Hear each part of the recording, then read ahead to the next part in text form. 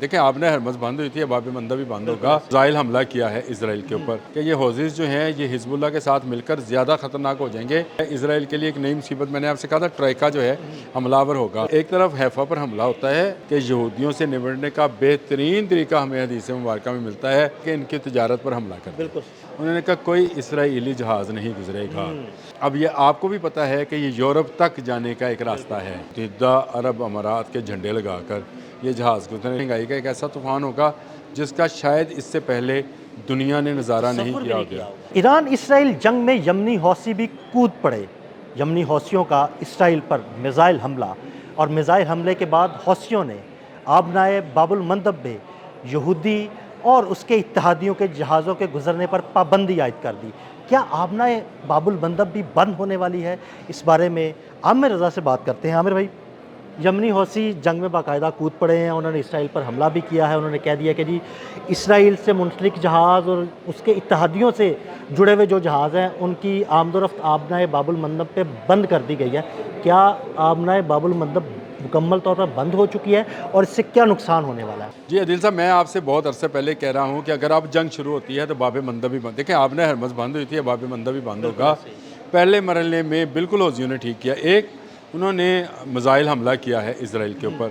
हमने पिछले व्लॉग में इसका सरसरी जिक्र किया था और उसके बाद हमने ये भी बताया था कि ये हौजीज जो हैं ये हिजबुल्लाह के साथ मिलकर ज़्यादा ख़तरनाक हो जाएंगे और ये जो है इसराइल के लिए एक नई मुसीबत, मैंने आपसे कहा था ट्राइका जो है हमलावर होगा। बिल्कुल, ईरान, यमनी हौसी और हिजबुल्लाह। अब देखें, एक तरफ हैफा पर हमला होता है, हमने व्लॉग किया कुछ देर पहले। इस पर मैंने एक बात आपसे कही थी कि यहूदियों से निपटने का बेहतरीन तरीका हमें हदीस मुबारक में मिलता है और वो ये है कि इनकी तजारत पर हमला कर दिया। ये बनिया ज़हन के, दुनिया भर की तजारत पर कब्जा उसका, ये बनिया ज़हन के लोग हैं। ये इन पर पैसे का जो है ना दबाव, ये उस तरह खुल के लड़ नहीं सकते हैं। हौसियों ने बिल्कुल ठीक किया, वार्निंग जारी कर दी है बहीरा अहमर में, सिर्फ बाब मंदब में नहीं। उन्होंने कहा कोई इसराइली जहाज़ नहीं गुजरेगा। इसका मतलब ये हुआ कि आपने हरमस पहले बंद है, वहाँ पर इसराइली कंपनीज़ जो हैं वो अपने जहाज़ रानी नहीं कर सकती हैं क्योंकि ईरान उसकी इजाज़त नहीं देता है। और दूसरी तरफ अब ये बाब मंदब वाला जो एरिया था, बहीरा अहमर बाबुल मंदब, अब ये आपको भी पता है कि ये यूरोप तक जाने का एक रास्ता है। देखिए यूरोप की सारी ट्रेड यहाँ से होती है। नहर स्वेज, बहीरा अहमर, आबनाए बाबुल मंदब, यहाँ से होते हुए एशिया और एशिया से सारी तिजारत इसी रास्ते से यूरोप जाती है। इसराइली कंपनीज जो हैं इसमें सिर्फ अब उनके पास एक ऑप्शन बचा है और वो ऑप्शन इंतहाई ख़तरनाक है। वो ये है कि मुत्तहिदा अरब अमारात के झंडे लगाकर ये जहाज़ गुजरने। लेकिन मैं आपको एक बात बताऊं, गुजार लेंगे, ईरान को पता नहीं चलेगा। ईरान को एक एक चीज़ की रैकी करता है ईरान। मैं आपको बताऊं, ये दुनिया में अब कोई भी जहाज़ किसी से छुपा हुआ नहीं है। बहरी जहाज़ एक इतना बड़ा सासा एसेट होता है। हमारे पास सैटेलाइट्स मौजूद है ना? नहीं, वो सब पहले से रजिस्टर्ड हैं सारे। सारे के सारे रजिस्टर्स हैं, मैरी टाइम कंपनीज़ हैं, वो सारा इनका डाटा रखती हैं, कौन सा ख़राब हुआ था, कब हुआ था, क्या हुआ क्या नहीं हुआ। देखिए मैं आपको बताऊं, पिछले दिनों अमेरिका ने एक जहाज़ रोका था। जहाज़ था गैम्बिया का, लेकिन उसके अंदर तेल था ईरान का। बिल्कुल, अब समझे बात, क्योंकि उनको इतला मिल गई कि ये गैम्बिया। अब मुत्तहिदा अरब अमारात ने, अगर मैं बार बार कह रहा हूँ कि ये मुत्तहिदा अरब अमारात वाले जो हैं, ये अमाराती जो हैं, ये कोई इस मामले में गलती ना इस बार ना करें। इस बार ईरान माफ़ करने वाला किसी को नहीं है। अगर इन्होंने फॉल्स फ्लैग शिपिंग करने की कोशिश की तो कंपनीज रजिस्टर्ड होती हैं, कंपनियों के जहाज़ रजिस्टर्ड होते हैं और उनके बाकायदा रूट डिटरमन होते हैं कि उन्होंने किस रूट से गुजरना है। यूरोपियन जहाज़ जो हैं वो सफ़र करते रहेंगे, इजराइली जहाज़ को सफ़र नहीं करने दिया। यानी इसका मतलब ये है कि इसराइल की शिपिंग कंपनीज़ जो हैं वो तबाह बर्बाद होंगी। और शिपिंग कंपनीज़ उनका बड़ा एक बिज़नेस का समझिए आप 40% जो है इन्हीं शिपिंग कंपनीज़ पर ही मुश्तमिल है।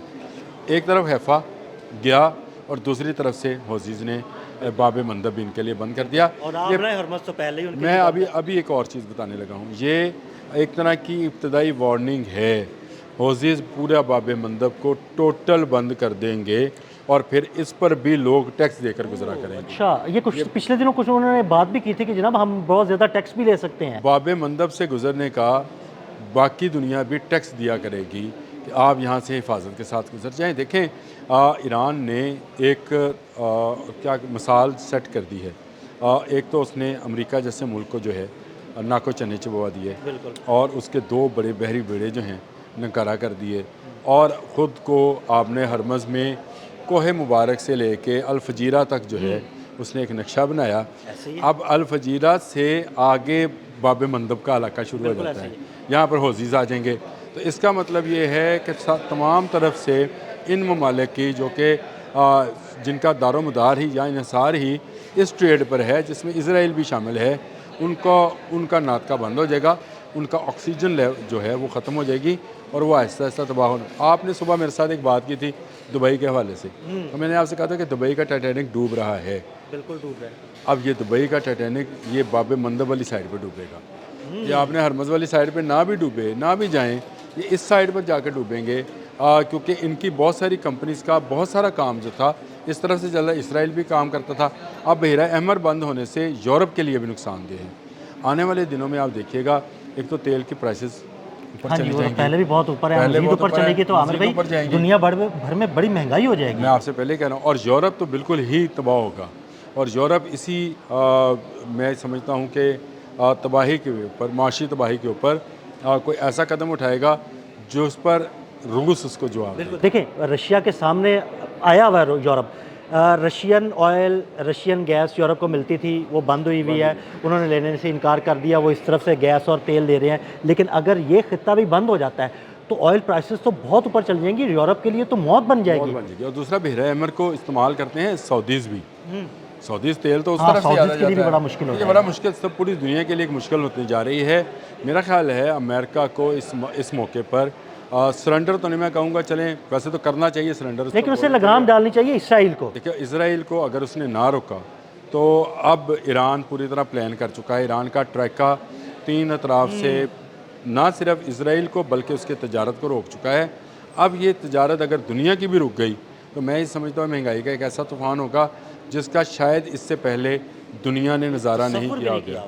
اور یہ جو ہے میں یہ سمجھتا ہوں حوزیز جو ہیں وہ اس وقت تلے بیٹھے ہیں, اور حوزیز کی تمام قوت آج کے دن تک محفوظ ہے. اور آپ کو یاد ہے میں نے آپ سے کہا تھا کہ حوزیز کو ابھی استعمال نہیں کر رہا ایران. ایران چاہتا ہے کہ اس کو لائف لائن کے طور پہ استعمال کرے. جب بہت زیادہ ضرورت ہوگی تو حوزیز کو سامنے لایا جائے گا, پھر باب مندب بند کیا جائے گا, اور پھر کہا جائے گا کہ نہ آپ نے ہرمز کھلے گی نہ باب مندب کھلے گا. ادھر سے گزرنا ہے تو حوزیز کو دیں ٹیکس, اور ادھر سے گزرنا ہے تو ایران کو ٹیکس دیں.